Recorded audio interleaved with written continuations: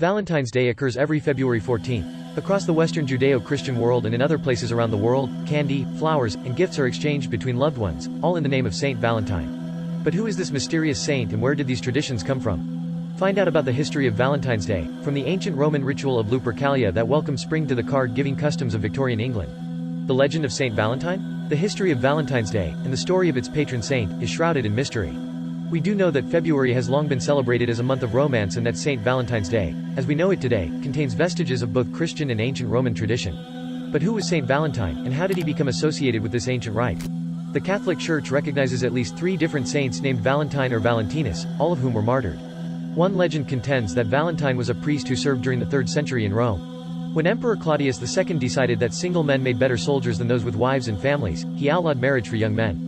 Valentine, realizing the injustice of the decree, defied Claudius and continued to perform marriages for young lovers in secret. When Valentine's actions were discovered, Claudius ordered that he be put to death. Still, others insist that it was Saint Valentine of Terna, a bishop, who was the true namesake of the holiday. He, too, was beheaded by Claudius II outside Rome. Other stories suggest that Valentine may have been killed for attempting to help Christians escape harsh Roman prisons, where they were often beaten and tortured. According to one legend, an imprisoned Valentine actually sent the first Valentine, greeting himself after he fell in love with a young girl, possibly his jailer's daughter, who visited him during his confinement. Before his death, it is alleged that he wrote her a letter signed "From your Valentine," an expression that is still in use today. Although the truth behind the Valentine legends is murky, the stories all emphasize his appeal as a sympathetic, heroic, and, most importantly, romantic figure. By the Middle Ages, perhaps thanks to this reputation, Valentine would become one of the most popular saints in England and France. Origins of Valentine's Day. A pagan festival in February. While some believe that Valentine's Day is celebrated in the middle of February to commemorate the anniversary of Valentine's death or burial, which probably occurred around AD 270, others claim that the Christian Church may have decided to place Saint Valentine's feast day in the middle of February to Christianize the pagan celebration of Lupercalia. Celebrated at the Ides of February, or February 15th, Lupercalia was a fertility festival dedicated to Faunus, the Roman god of agriculture, as well as to the Roman founders Romulus and Remus.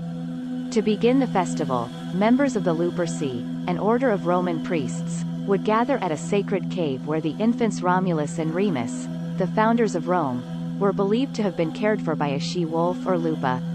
The priests would sacrifice a goat, for fertility, and a dog, for purification. They would then strip the goat's hide into strips, dip them into the sacrificial blood and take to the streets, gently slapping both women and crop fields with the goat hide.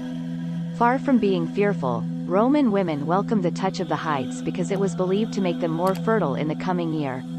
Later in the day, according to legend, all the young women in the city would place their names in a big urn. The city's bachelors would each choose a name and become paired for the year with his chosen woman. These matches often ended in marriage. Those wild and crazy Romans from February 13th to 15th, the pagan Romans celebrated the feast of Lupercalia. The men sacrificed a goat and a dog, then whipped women with the hides of the animals they had just slain. The pagan Roman romantics were drunk. They were naked, says Noel Lenski, a historian at the University of Colorado at Boulder.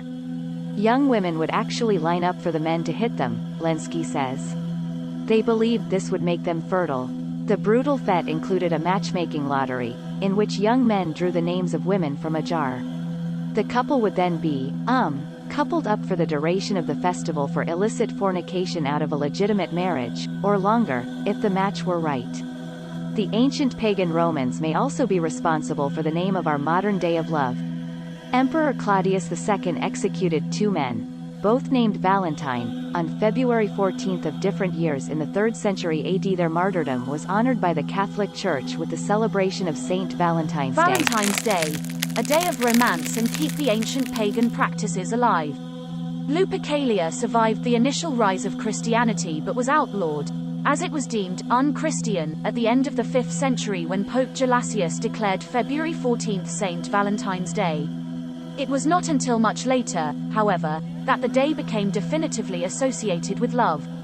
During the Middle Ages, it was commonly believed in France and England that February 14th was the beginning of birds' mating season, which added to the idea that the middle of Valentine's Day should be a day for romance. The English poet Geoffrey Chaucer was the first to record St. Valentine's Day as a day of romantic celebration in his 1375 poem, Parliament of Fools, writing, "For this was sent on St. Valentine's Day, when every fowl cometh there to choose his mate." Valentine greetings were popular as far back as the Middle Ages, though written valentines did not begin to appear until after 1400.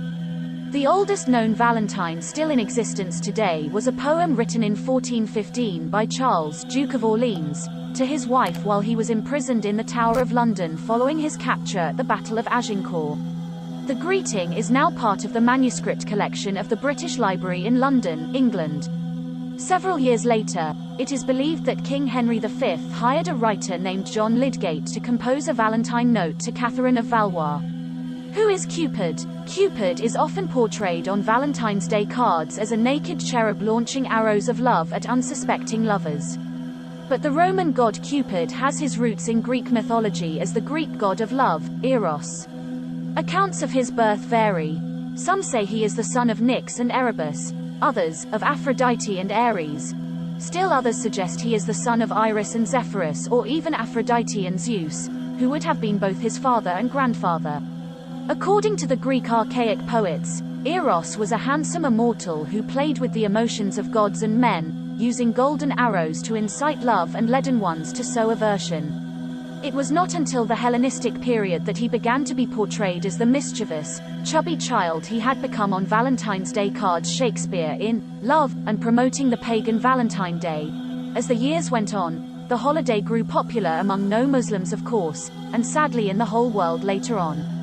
Chaucer and Shakespeare romanticized it in their work, and it gained popularity throughout Britain and the rest of Europe. Handmade paper cards became the tokens du jour in the Middle Ages. Eventually, the tradition made its way to the New World. The Industrial Revolution ushered in factory-made cards in the 19th century. And in 1913, Hallmark Cards of Kansas City, Mo., began mass-producing Valentines. February has not been the same since. Today, the holiday is big business. According to market research firm IBIS World, Valentine's Day sales reached $17.6 billion last year. This year's sales are expected to total $18.6 billion. But that commercialization has spoiled the day for many. Helen Fisher, a sociologist at Rutgers University, says we have only ourselves to blame. This isn't a command performance, she says. If people didn't want to buy Hallmark cards, they would not be bought, and Hallmark would go out of business. And so, the celebration of Valentine's Day goes on, in varied ways. Many will break the bank by buying jewelry and flowers for their beloveds. Others will celebrate in a sad, that single awareness day, way, dining alone and binging on self-gifted chocolates. A few may even be spending this day the same way the early Romans did. But let us not go there. Typical Valentine's Day greetings. In addition to the United States, Valentine's Day is celebrated in Canada, Mexico, the United Kingdom, France, and Australia.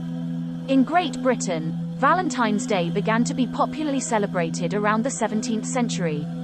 By the middle of the 18th, it was common for friends and lovers of all social classes to exchange small tokens of affection or handwritten notes, and by 1900 printed cards began to replace written letters due to improvements in printing technology. Ready-made cards were an easy way for people to express their emotions in a time when direct expression of one's feelings was discouraged.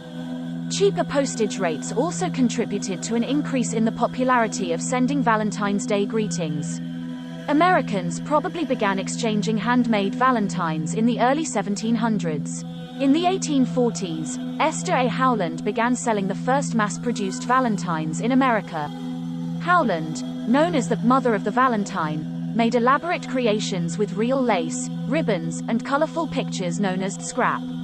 Today, according to the Greeting Card Association, an estimated 145 million Valentine's Day cards are sent each year, making Valentine's Day the second largest card-sending holiday of the year. More cards are sent at Christmas.